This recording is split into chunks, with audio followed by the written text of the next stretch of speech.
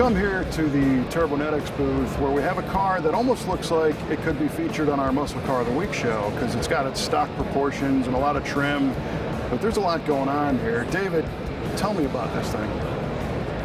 This car's got a lot of history for me. I had a 66 Plymouth Belvedere when I was in high school. That was my first car, and that was my dad's dream car. Was when he was graduating from high school, he got a ride from his neighbor's Hemi Belvedere in 66, and so that's what became my first car. And then, you know, time went on, it deteriorated again, and my mom and dad were getting close to retirement and started wanting to go to car shows, and Dad called me up and said he wanted to fix up my old high school car again. And I said, nah, you know, even if we do that, it's not going to be worth anything when we're done. Let's go start with a real Hemi car this time. And so that's when I bought this one off eBay in 2007, and it had been completely destroyed. The second owner rolled it in 1972, yanked the drivetrain out of it, parked it under a pine tree, and that's how I bought it. Wow. Yeah, and a lot of the purists out there, and I understand, I've been a Mopar guy my whole life, they're really upset because I did this to a real Hemi car, but trust me, I brought this car back to life. Yeah. It was gone. Sure. And took it to a couple different shops, and U.S. Car Tool is the one that brought it back to a body in white condition, and then took it to Rad Rides, and Troy kind of took it from there. And so it's I'm really, really happy with how it's turned out. Well, it's very intimidating looking. Tell me about what the mission was for this car.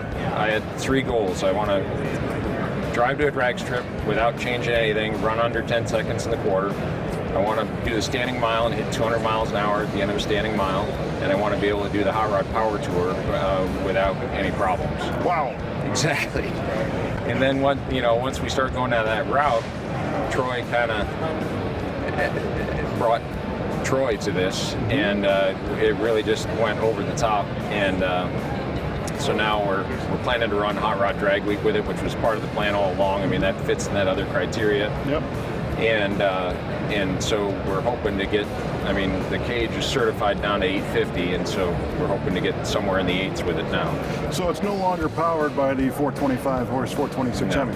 No, now it's a Keith Black block Stage 5 Millennium head, all aluminum Hemi with twin turbos. And so far, we've only run it with 1 pound of boost on the dyno, and we've made 750 at the wheels. Oh, man. Wow. So what's the displacement? 526. The 526, 1 PSI, 750 at the wheels. What's the transmission?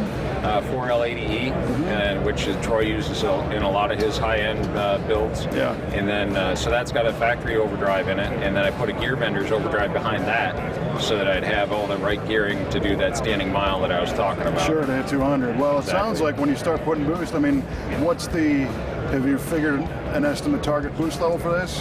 Yeah, I mean, we're still working through all those things, and the part we don't know is how much boost loss we're going to get between the turbos and the motor, because the turbos are in back, so there's going to be some loss there, so that's what we still have to work through. So I think that probably somewhere around, say, 10 PSI at the manifold. We're hoping to be around 1,100 horsepower at the crank. Yeah. And then probably when we put in race gas and crank up the boost, we're somewhere north of 1,500, I'm hoping. I would say, totally. Yeah. And you're going to need that to do 200 in a brick. Absolutely. Yeah.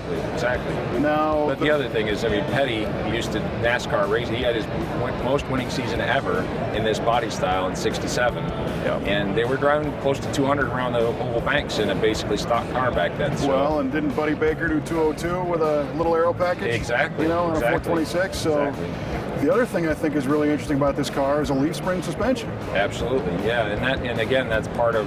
I wanted, because it was a real Hemi car, I didn't want to cut it up too much. It's not even tubbed.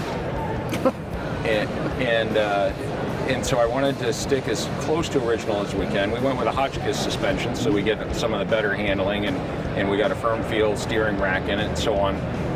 So it's better than stock, but still stock in concept. So yeah. The other piece of it is that Troy has worked a lot with the guy that's developed Big Stuff 3, which is the controller that's running this. Yep.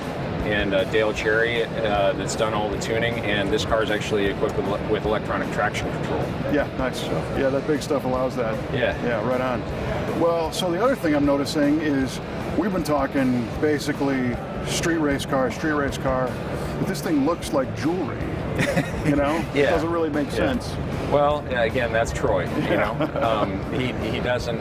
I think he's incapable of producing a car that isn't top notch. And which is part of the reason why I took it to him in the first place. I mean, everything he does is super high quality, and everything he does works. Well, Troy and his crew do tremendous work, and we love the fact that guys like you are passionate enough to go seek them out to make these dreams come true. All of you, congratulations. It's an awesome car. Thank we look you. forward to seeing it on the road. Thank you very much. Yep.